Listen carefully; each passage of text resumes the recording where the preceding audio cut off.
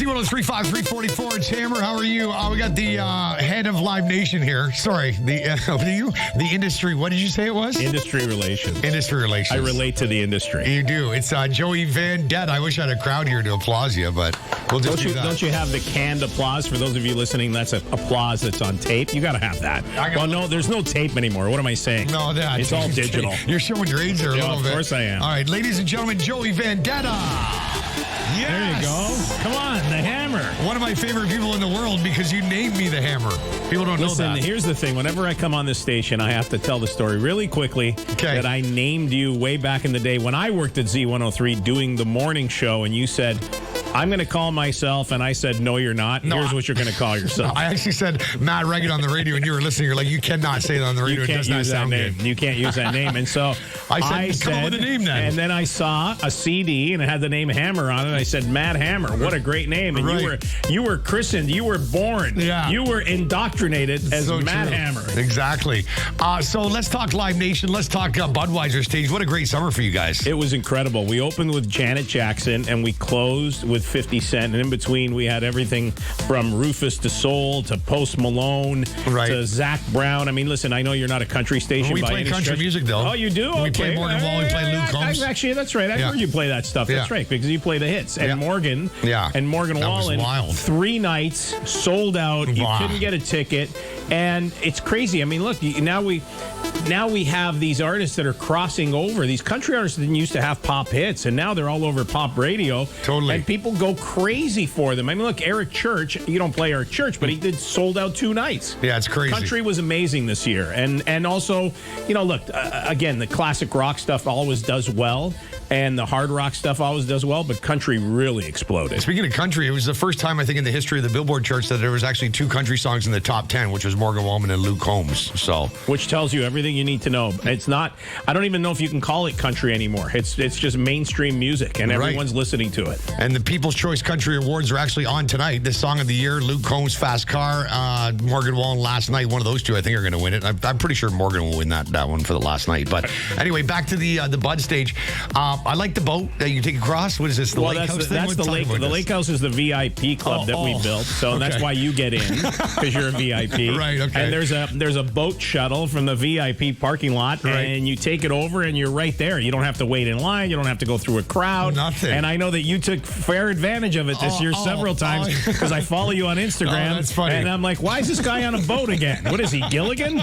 No, he knows Joey Vendetta, I guess. Exactly. I put you on the list. And the dinner we had was amazing, too. I guess you could have dinner there, too, at the lake house. You can have dinner, and then you watch the show. Yeah, listen, people nowadays are looking for, I hate the word premium, but it's premium. Everyone wants to be a VIP. Everybody's willing to spend money, and they want to do things because we don't know how long we have on this earth, and you may as well have a good time, and people are definitely doing that. But just because Budweiser stage's season ended doesn't mean the concerts end, because we have history. We have all kinds of other venues, Scotiabank Arena. And concerts are everywhere. Every night of the week, there's a show. There's a big show. And all I know is that 2024 is going to be bigger than 2023. Wow. So who was the hottest ticket? Did you say something like Morgan Wallen? Morgan Wallen was the hottest ticket this summer, but Rufus to Soul was crazy. Okay. And 50 Cent was unreal, because 50 Cent played one show, and then came back 6 weeks later. Generally, you don't do that. You do them back to back. Yeah. But that show was so hot, and we knew it was going to do well, but we didn't know it was going to be insane. Yeah, and it was insane. Then he sold out again because he hasn't played in years, and everybody came and they had an amazing time. The Loud Luxury Boys were here on Friday. They were mentioning how he had like 50 outfit changes or something. Well, you know what the greatest thing was? I bumped into one of them at an engagement party on Saturday, and I said I knew you,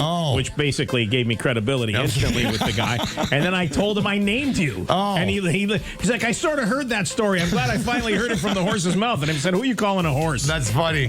Who's coming next year? Who can we look forward to? Do you have anything booked yet? You know what? You can't really say. I don't know. There's so many artists that didn't tour this year. Right. Like, you got to figure Rihanna's going to go on the road at some point. I know she had a kid, and she played the Super Bowl, but she's got to come back on the road. Lady Gaga's going to go back on the road, right? Jay-Z at some point is going to go back on the road. Like, there's a ton of these artists that you think everybody's on the road all the time, but a bunch of artists have not toured. Right. So I think next year is going to be even bigger, and the stadium shows are getting bigger. It's just nuts. You know what? It's a great time to be a fan of live music. You got the inside information on like people's riders and all that, or no? Do you see any of that information? I see some of them, but you know what? Anything crazy?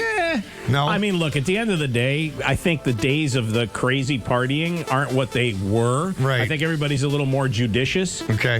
But I'll tell you one thing. The guy that really impressed me that I got to know a little bit was Post Malone. You want to talk about a good guy. A real man. Such a nice guy. Yeah. He's so polite. Yeah. When he meets people, he thanks them for being a fan of his music. Like, I've never seen a guy that's so genuinely happy to be in the position that he's in. Because you know the story. A lot of artists, it's hard to be famous. Yeah. And he never acts like that. He's always polite and gracious and so thankful to people. Yeah, I agree with that totally, and where he came from and how he came up and all that. But I'll tell you one thing. I'm going to concerts and a lot of them because I'm in the radio business. I like going to the Bud Stage more than any other venue, and I'm telling you that honestly. Well, not because you're here, but but here's what I will say. Here's what I will say. I lived in Los Angeles for 20 years. I've been all over the world. I've seen a ton of iconic venues. Bud Stage is right up there with the Hollywood Bowl, which is an iconic venue.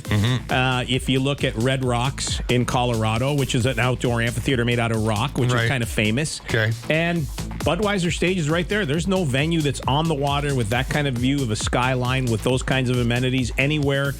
I'd say anywhere in the world, and we have it right here in Toronto. And they upgraded the sound recently, or no? Because it does sound better. Yeah, we've upgraded the sound, and listen, we're constantly making improvements. We want people to have a great time, and I think this is the year it really came together. But I'm looking forward to next year because you know why? Why? It's the 30th anniversary next year. Wow! So you got some big things. You better. You know what I'm going to tell you? Save your money, Hammer, and buy me a cake. I will. You know I will.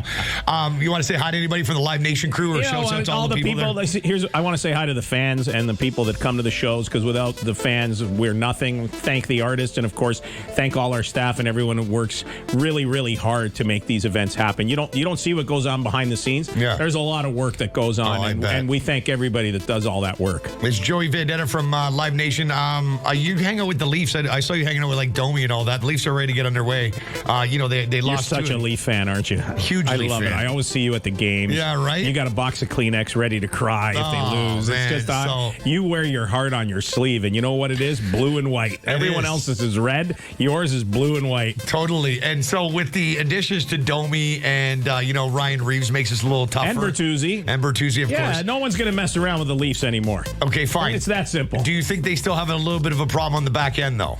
Listen, you always want to improve your defense, but I think their D is better than people give them credit for. And when you're scoring goals, you don't have to play D as much as long as your goalie's good. I think the Leafs are going to be winning a lot of 5-4 hockey games, and they got the firepower to do it. So I'm not that worried about it. And look, last year when they ran into Florida, they had some problems because guys in Florida took advantage of the fact that they didn't have any tough players. Right. They don't have that problem anymore. From a physical standpoint, Ryan Reeves won't let anybody yell at anybody. Buddy, I met Ryan Reeves. Yeah. He's a big boy, and he looks like he's in a bad mood a lot of the time. Yeah. I'm looking forward to seeing him in his first game against guys like Sam Bennett and Ratko Gudas, guys who think they could take liberty. It's not happening anymore. And what's your take on Domi coming back? I love it. Are you kidding? I'm friends with him. I'm friends with Max, and I've known Ty for 30 years. Ty's so proud to have his son in Toronto. He's from here. When you're from Toronto, there's something in your heart that's pretty special when you get to come back here and do things for the city.